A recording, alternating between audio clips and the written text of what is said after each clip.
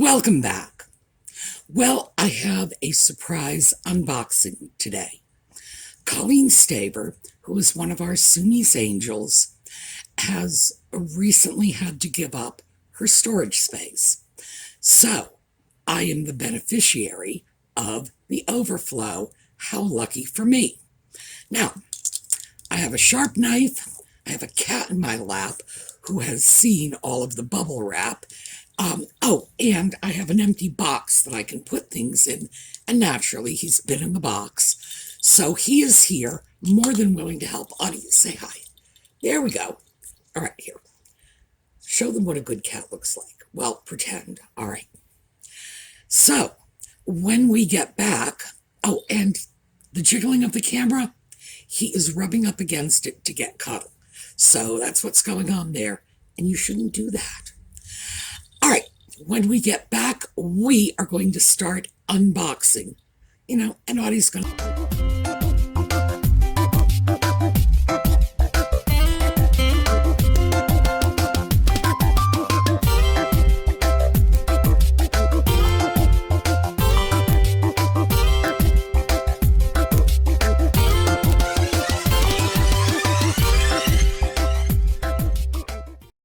I'm going to scoot you back.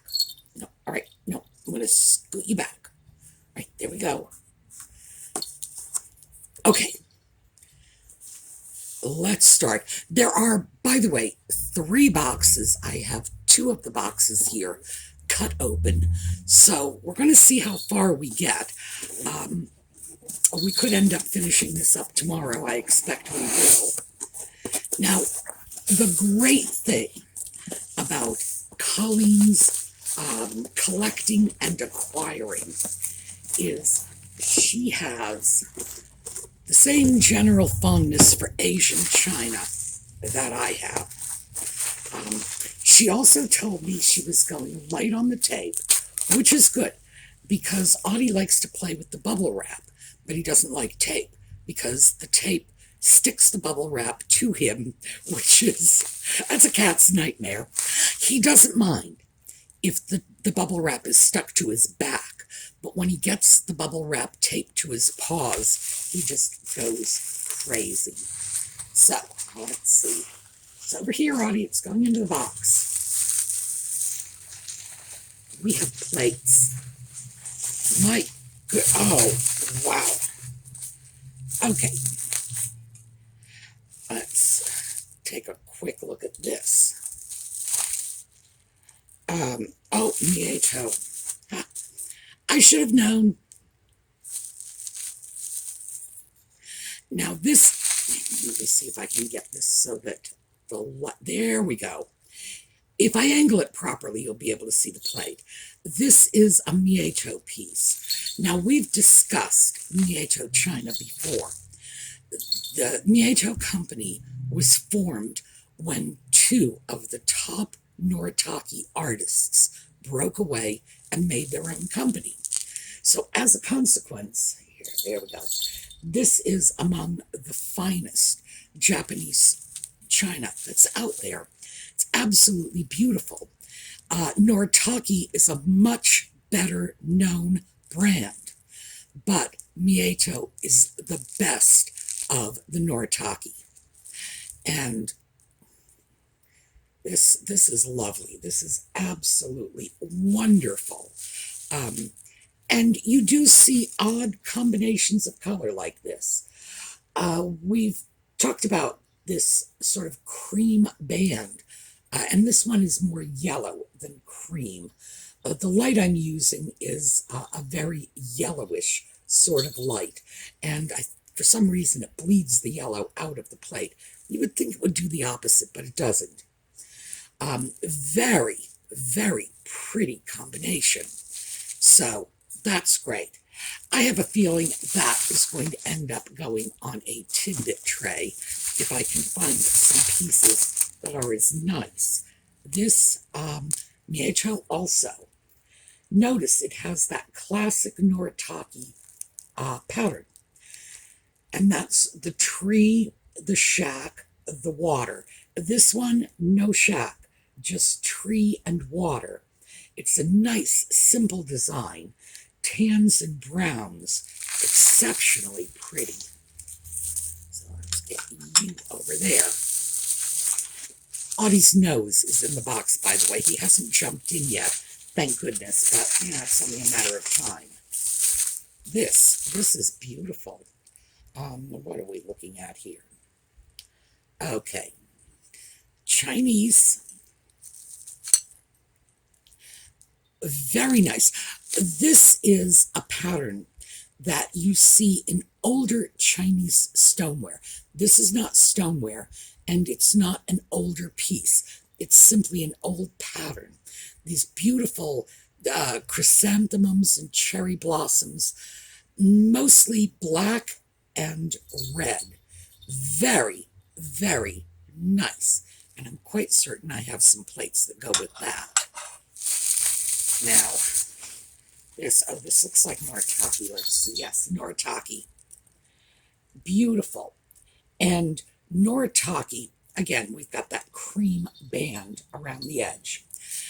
Ordinarily, when you see a piece of china like this with this heavy cream band against the white, I would say, probably 9 times out of 10, you're looking at a Noritake or Nippon piece. So flip it over and check.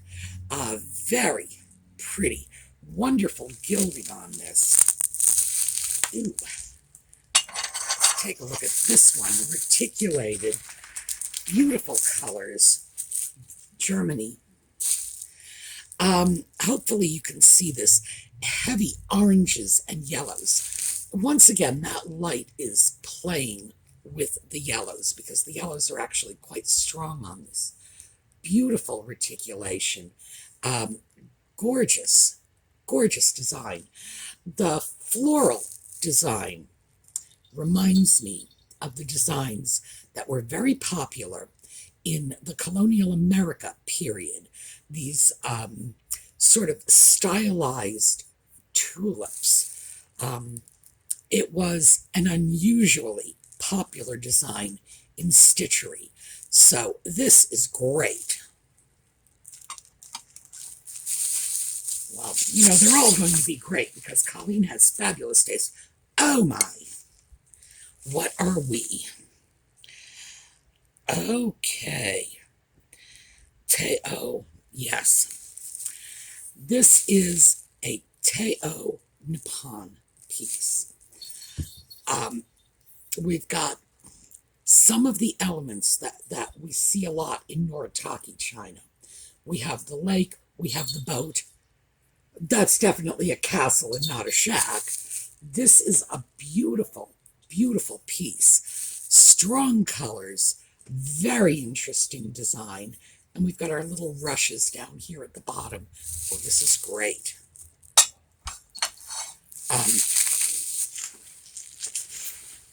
Okay. Let's see what we got here. Japan. Gorgeous. This is a style that is very similar to the patterns you see on Chinese stoneware. Now, let me see if I got this. No. And the top of this. All right. I think this may be the orientation the plate should be in. We've got our 2 birds of paradise, the typical colors you see in Chinese stoneware, which is blue and yellow, very brightly colored. This is a gorgeous, gorgeous piece. I love this. All right, fantastic. But again, this is a Japanese piece. When the Chinese were doing this kind of porcelain, they were ordinarily doing it in the 19th, early 20th century. This piece is a little later.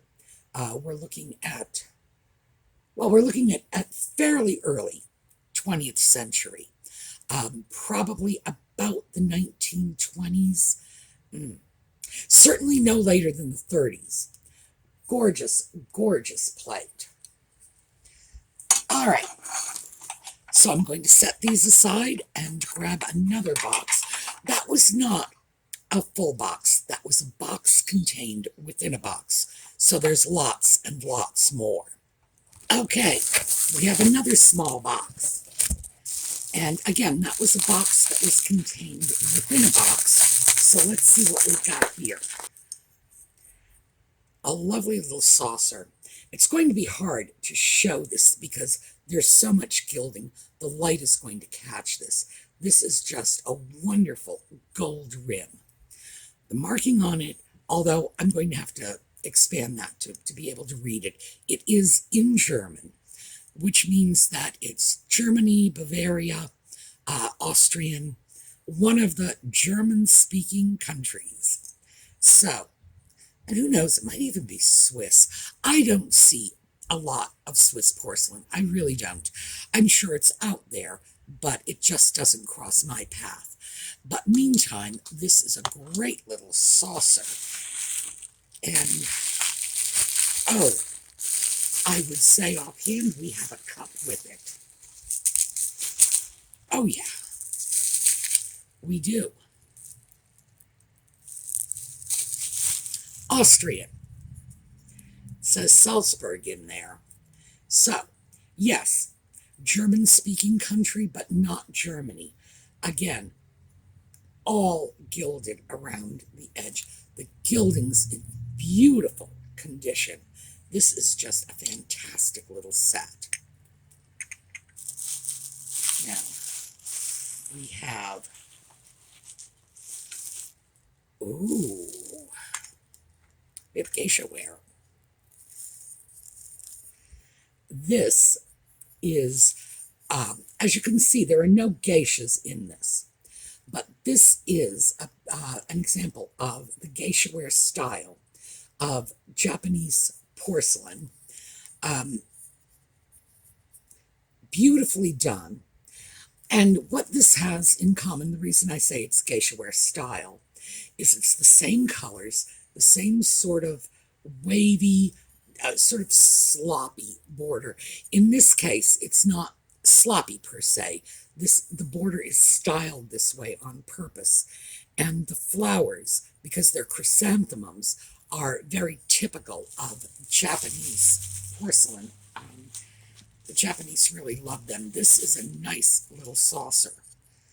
This one, let's see. We have a number on this. Looks European to me. Very, very pretty piece. Lots of interesting colors. Little floral swags. Tiny saucer. This is going to be great for a tidbit tray because it's got a lot of colors and patterns that will go with other china. So we've got one more in here. Now let's see. One more ware. No, I was mistaken. We do not have one more in there. So I'm going to set these aside and get the next batch out of that box.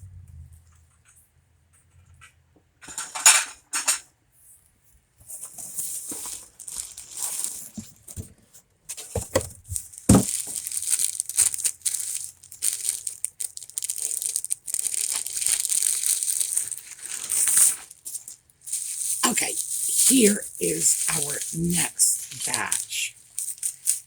And these are sweet pieces.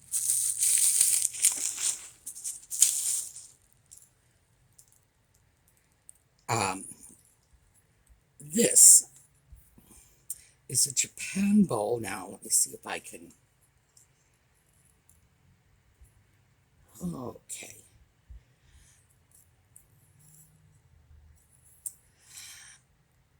Yeah, there we go. Now you can see the pattern.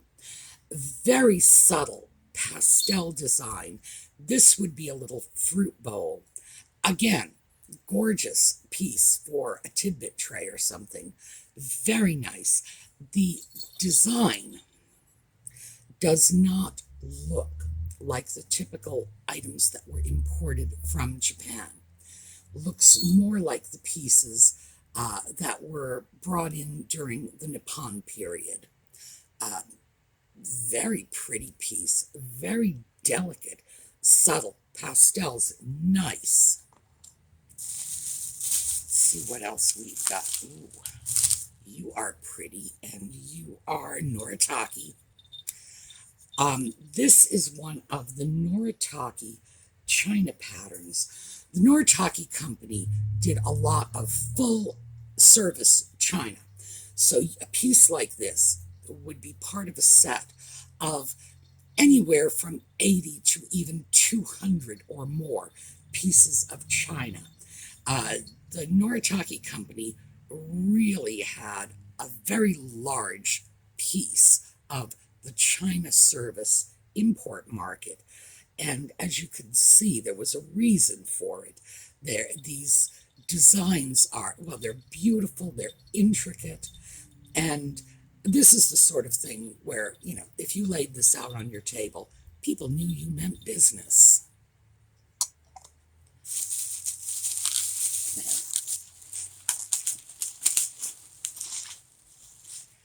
Here is another piece, and those are the same pattern. All right, we have 4 of them. We have a set of 4 of these beautiful saucers. They are too big to be teacup saucers. These were probably saucers for cream soup bowls or cups, if you will.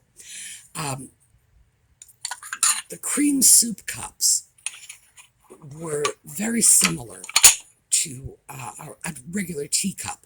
They were about 50% larger, usually a little lower, a little wider, and they had a handle on either side. That was something, you don't see this anymore. In modern China, they don't have a cream soup cup. More's the pity. Because frankly, I figure if you're going to have a China service, you might as well have as many little special purpose pieces as you can possibly get. Cream soup cups are wonderfully useful because you don't necessarily have to put cream soup in them. Anything that is semi-liquid, and that would be like a pureed vegetable, like a creamed corn, for example. That's something that we have here that I don't think is very popular in other countries. But a more liquid food doesn't have to be a soup. So something like creamed corn or polenta, anything that's semi-liquid like, perfect for the cream soup cups. All right, let's take a look at the rest of this box. Okay, now we have an envelope. It says small vases for your client that likes small vases. So, for those of you who missed that in previous videos, when people buy frequently from me at my Etsy shop, after a while, I start to get to know what they collect and what their taste is like. So I like to throw in little thank you presents because, let's face it, people can spend their money anywhere. And if they spend it at my Etsy shop to help further the cause of my schoolhouse repairs, I want to find a way to say thank you. One of my frequent buyers likes small vases. So obviously Colleen has little tiny vases here that will probably be making their way to that particular customer's home. So, well, that's what they're intended for. So they are going to get there. So Randy, I hope you're watching. This, can you see that design? This is a Japan mini creamer.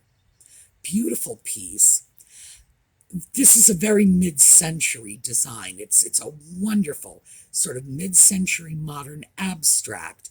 Those figures are actually a dancing couple. 2 people dancing. It took me a minute to figure that out. This is a terrific piece, and look how tiny. So let's see what else we've got in here. Ooh. Well, this is unmarked. Let's get it in there so you can see the pattern. A little urn vase.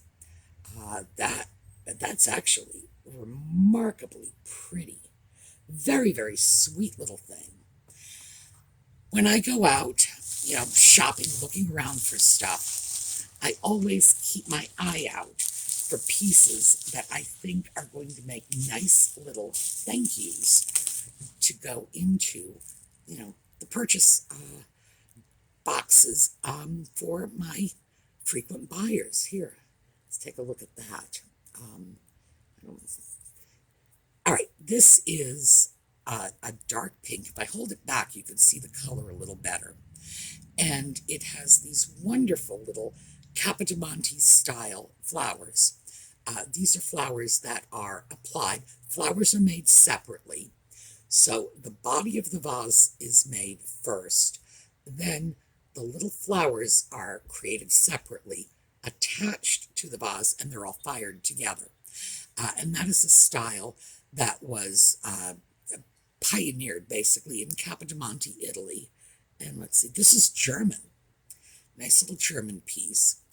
So most people will call this Capodimonte. That's not actually correct. It's Capodimonte style.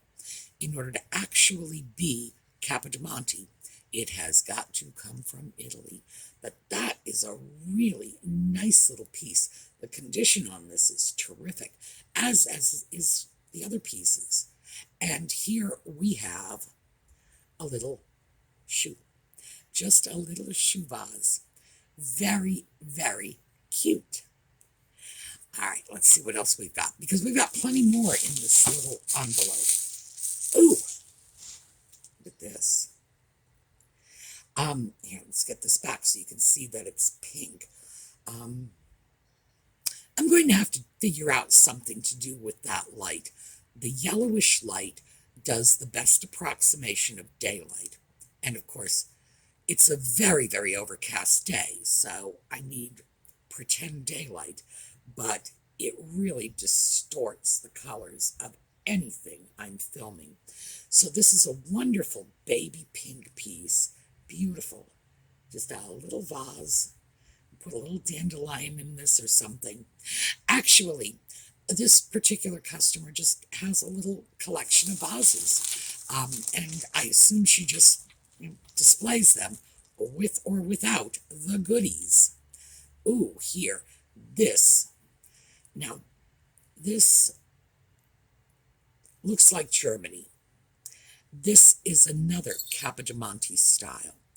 And as you can see from the roses, this is very much what the pieces coming out of Capodimonte, Italy looked like, with the roses and the leaves.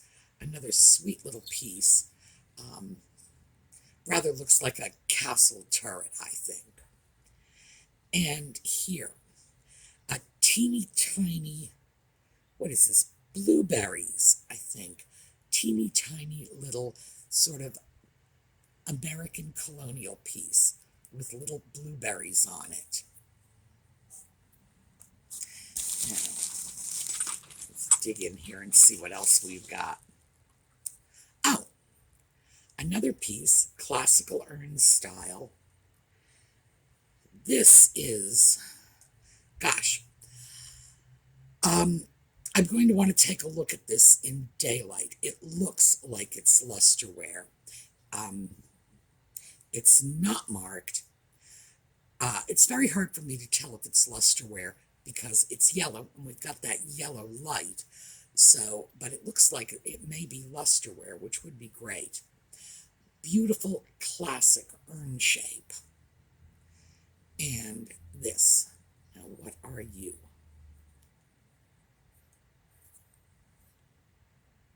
All right, this is another little Japan creamer. Tiny little piece. Rather typical of the Japan designs that were coming in. This would have been just before the war. That's when these designs were popular. And of course, during the war, we didn't get anything for obvious reasons.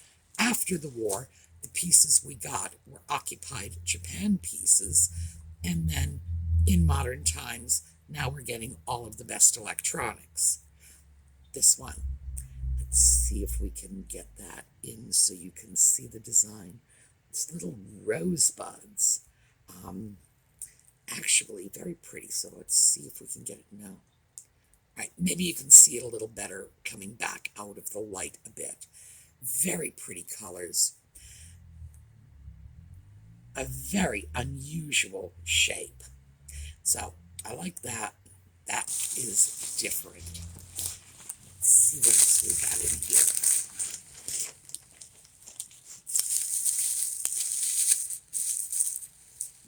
Ooh. Unmarked. This is a beautiful red-orange piece, urn-shaped again. Several of these are urn-shaped. A very classical shape. Nice handles. And what else are you? All right. This is unmarked, and it is a little picture. Let's see if I can get that. There we go. Okay. See that floral design. Very pretty. And 1, 2, 3, 4, 5, 6, 7, 8, 9, 10, 11, 12. Randy, you're going to make out like a bandit. All right, I'm going to get that stuff packed away and open yet another piece of this box. Okay, back to the box. Let's take a look at this. This is a beautiful piece of Japan lusterware. 1930s, I would guess, judging from the design. Gorgeous, very heavy. And you can see when you look at this sort of base here, see how heavy and thick that is? The whole piece is wonderfully heavy and thick like this. This is, gosh, this is a great bowl. And Audie, you're not getting it. Beautiful, beautiful piece.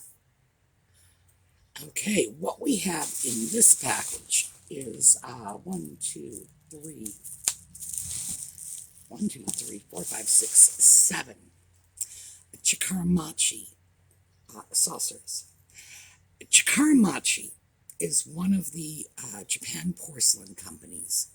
These are lusterware pieces, very, very pretty. And notice the design. It's more of an involved design than you usually see, particularly this little line drawings around the edges. These were all hand painted, and the Chikara-machi company is popular with collectors. Personally, I'm not sure why. Most of the companies put out roughly the same quality items, but this one, I guess, just became a little more well-known. These are beautiful, and they are no doubt going to make their way onto tidbit trays, because that is a design and a color combination that I can really work with. So let's get them set aside and see what, ooh, big stuff now. Imari. This is a wonderful Imari piece, relatively modern. Imari is a style of Japanese porcelain. This is not really typical of Imari. It's Imari enough so that you just look at it and say, oh yeah, that's Imari. Very often they were much more involved in terms of these ornate crosshatch patterns in the background. This is lovely. Also, color combination is very typical of Imari. Blue and a sort of terracotta color. Very nice piece. Very good size. Just a really lovely sort of platter. I would have to say this is large for a dinner plate, so I'm going to call it a platter. Beautiful.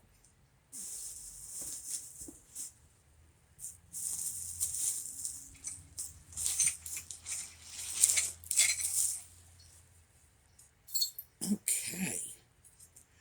Another, and this is the same pattern.